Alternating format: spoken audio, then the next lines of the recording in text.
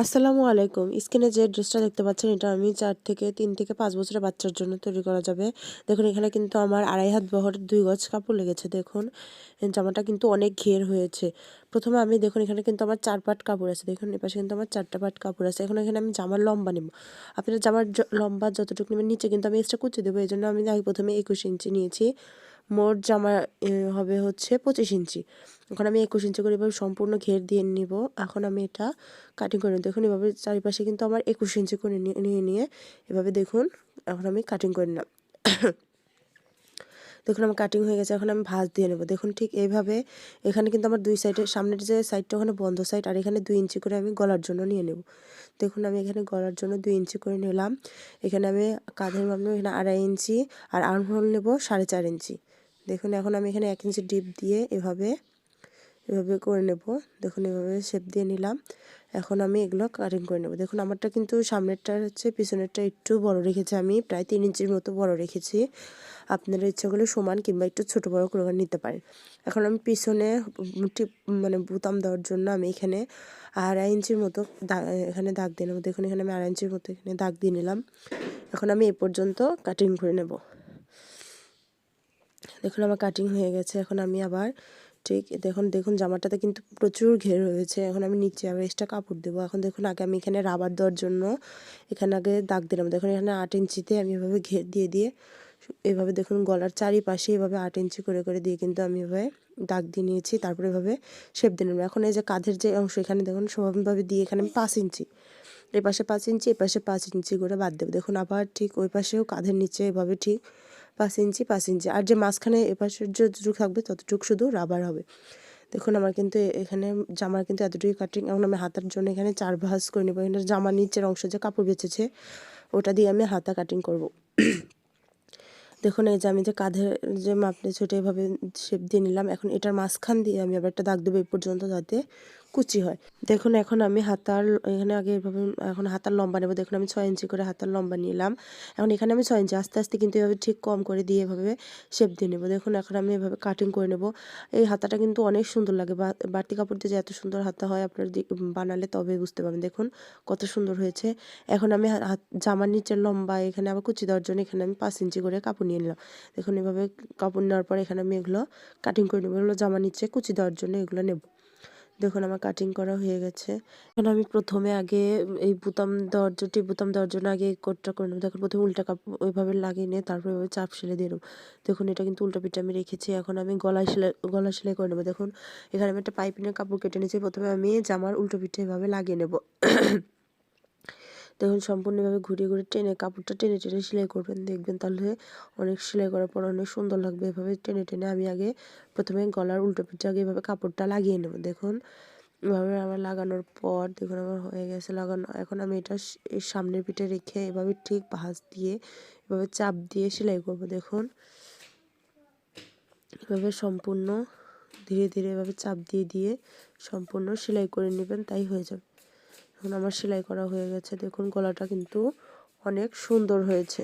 দেখুন কতটা সুন্দর। এখন আমি হাতার নিচের আগে যে সাইডটা আমি এখন চাপ এভাবে ধীরে চিকন করে দেখুন আমি সম্পূর্ণ সেলাই করে নেব। দেখুন আমার সেলাই হয়ে গেছে।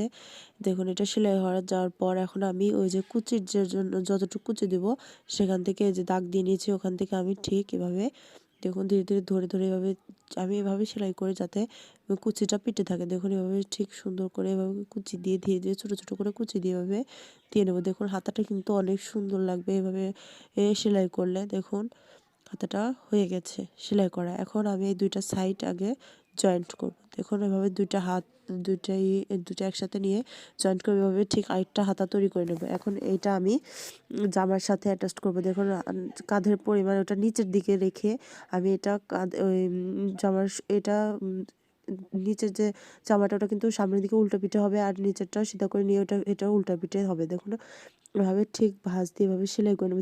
ধীরে ঘুরিয়ে সেলাই করে নেব। এমনকি আমি এখানে ডাবল 2টা সেলাই দিয়েছি, আপনারাও 2টা সেলাই দিবেন।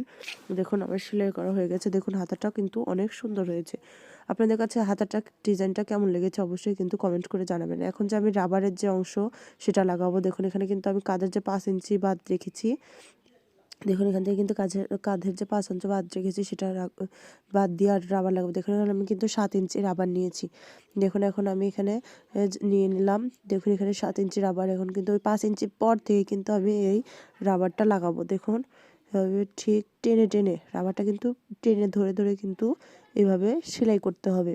দেখুন রাবারের এক সাইড আমি এটা কিন্তু 1/2 ইঞ্চি পরিমাণ যে রাবার আছে ওই রাবারটাই নিয়েছি। আপনারাও একদম চিকনটা না দিয়ে এই রাবারটাই দিবেন, কারণ এটার উপর আমি আবার এক্সট্রা কাপড় দিয়ে উপরে সেলাই করব। কারণ এখানে আমি এখন দেখুন এখানে 2 ইঞ্চি পরিমাণ একটা কাপড় আছে, সেটা আমি এভাবে ফিতা আগে বানিয়ে নিলাম। একটুখানি মনে করেন যে 14 ইঞ্চির মতো একটা কাপড় মানে 14 ইঞ্চির মতো আগে সেলাই করে নেব। নেওয়ার পর দেখুন এটা আমি 14 ইঞ্চির মতো রেখেছি, এটা আগে এভাবে মাপ দিয়ে নিলাম যে এটা সমান হয়েছে নাকি।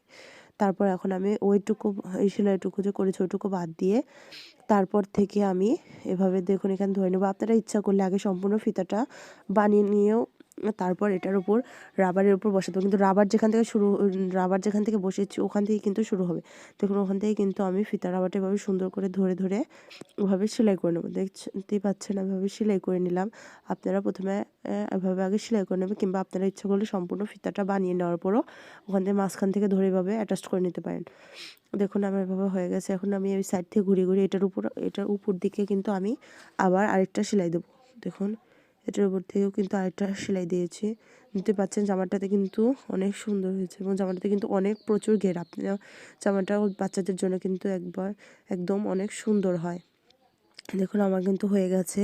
দেখুন এখন এতটুকুই, দেখুন দেখতে পাচ্ছেন কত সুন্দর হয়েছে। এখন আমি এটার সাইডে এই যে এই পাশে যে বাদ রয়েছে যতটুকু ফিতা ওটাকে করে নিলাম। তারপরে এভাবে একটা ডরি এখানে একটা ফুল মানে একটা ফুল তৈরি করে নেব, কলি তৈরি করে নিলাম, ও পাশেও একটা করে নেব। দেখুন কত সুন্দর হয়েছে। এখন আমি জামার নিচের অংশ কুচি দেওয়ার জন্য এভাবে যে কাপড়গুলো কেটে রেখেছি 5 ইঞ্চি করে ওগুলো আগে জয়েন্ট করে নেবেন সবগুলো। তারপর এখন আমি ওটা করে নেওয়ার পরে যে কুচি দিয়ে নেব। দেখুন এভাবে যে কোনো একটা কিছু সাহায্যে এভাবে ছোটো ছোটো করে কুচি দিয়ে নেবে। তারপরে এখন দেখুন দুই পাশের যে দুইটা অংশ আছে ওটা দুইটা একসাথে করে আমি জয়েন্ট করে নেব। দেখুন জয়েন্ট হয়ে গেছে। এখন এটা আমি জামার নিচের অংশে এভাবে ধীরে ধীরে এটার উল্টো পিঠ করে রেখে দেখুন এভাবে দুইটা সিধা পিঠ এক পাশে থাকবে রেখে এভাবে নিচে সম্পূর্ণ জোড়া দিয়ে নেব। সেটা আমার জোড়া দেওয়া সম্পূর্ণ হয়ে গেলেই দেখতে পান জামাটা কিন্তু অনেক সুন্দর হবে। দেখুন সুন্দর হয়েছে। এখন আমি একটা ফুল বানিয়ে নেব। আপনি এরকম একটা বোতরি করে নিয়ে সেটা জামার সামনের পার্টের মাঝখানে এভাবে সুন্দর করে অ্যাটাচ করে দিবেন। দেখতে পাবেন জামার লুকটাই অন্যরকম হয়ে যাবে। আপনাদের কাছে জামার ডিজাইনটা কেমন হয়েছে কিন্তু অবশ্যই কমেন্ট করে জানাবেন। ভিডিওটি ভালো লাগলে প্লিজ আমার চ্যানেলটি সাবস্ক্রাইব করে পাশে থাকবেন। আর কোনো কিছু বুঝতে অসুবিধা হলে অবশ্যই আমাকে কমেন্ট করে জানাবেন। আমি সবাইকে কমেন্টে রিপ্লাই দেওয়ার চেষ্টা করব। আর ভিডিওটি কেমন হয়েছে অবশ্যই কিন্তু কমেন্ট করে জানাবেন। আল্লাহ হাফিজ।